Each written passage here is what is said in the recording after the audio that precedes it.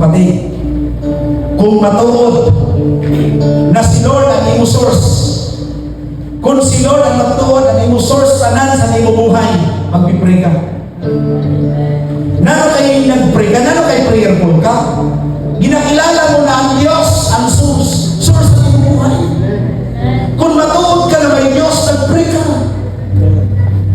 Kasi hindi makikita kung hindi mo na ginakilala ang Diyos na makapangyarihan sa iyong buhay, hindi ka na marunong manalangin. And yet, there are many Christians today, inside of the church, they are Christian kuno, they are disciple kuno, pero hindi na marunong manalangin. Religyoso ka na eh. Kasi ang tutong kinikilala si Lord sa kanyang buhay, marunong lumuhod. Marunong lumuhod manalangin. Amen, yes.